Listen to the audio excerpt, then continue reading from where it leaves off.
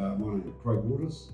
They call me Blue. I first started here back in 1974 on the 7th of the 10th, and I retired on December the 22nd last year, which I did just over 49 years. My name is Robert Wallace. I started on the 21st of January 1979, which is about 45 years ago, and I still work here. Started as an electrical fitter apprentice, and now I'm an asset inspector. And there was just one depot, or two. Well, one was Eastbourne Street, was all the administration was, and the rest was Howard Street, where all the vehicles were, all the plant and equipment, pole factory, carpentry factory, mechanics, just general everything. I was also an Napier depot that was, Faraday. we did a lot of substation stuff back then, transformer builds for going out in the field. But as an apprentice, we had a lot of different departments. We were a one-stop shop back then. We did appliance servicing, did some time in the techs, I did some time in the drafting office, engineering workshop, and I went out for 6 months with the freezing works. When I came out of my time, I came back to electrical fitters. I learned how to fix toasters and washing machines and any electrical appliance. We used to fix them all, stoves. The difference is, like our air sticks, for example, had wooden handles. We still wore gloves, but everything now is sort of fiberglass and tested and to a standard and all that. We had a lot of homemade safety gear and it worked. Yeah. And some of it was better in some ways compared to now, but we made a lot of tools that did specific jobs. The vehicles were pretty rough, some of them, compared to now. The fleet that we've got now is very modern and very good, and all the technology in them with GPS and all that sort of thing. So. Because we only had one bucket truck in those days. My big one, I did a lot of learning, was from Mutiny Road out in Havelock North to near Camp David up Middle Road. Read some realignment, a lot of pole replacement, transformer replacement, wire replacement.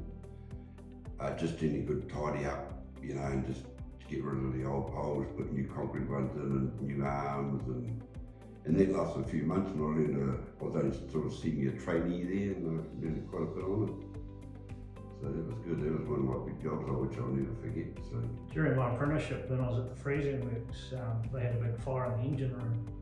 So that was quite a head down, bum up type thing that we got the power back on in a week and got the place up and running, and that was pretty serious. So we were pretty hard, long hours, and that's a big project as an apprentice. But back at Unison, or the Power Board, I helped with a few substation builds with Gordon Trotter, Tamona substation, Hastings substation. So they were sort of the big projects that I worked on. There was some big snowstorms.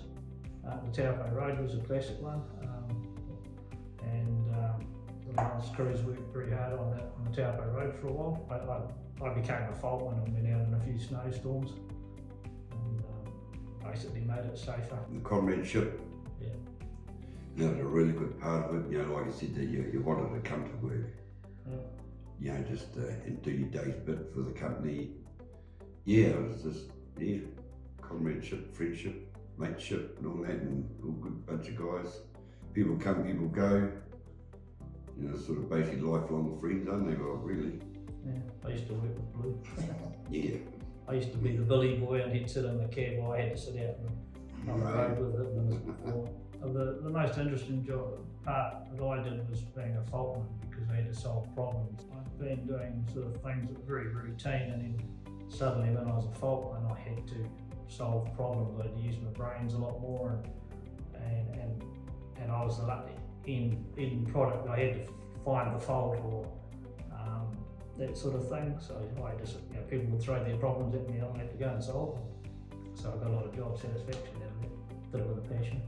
I can remember one with Blue and myself and the truck. We used to have a tool bin that stuck out it was underneath the truck deck, and it stuck out a bit this far, beyond the deck by the passenger door. And we used to put the teapot there. And one day we were out in Flaxman and drove all the way back to Howard Street, and the teapot was still. That's right, yeah.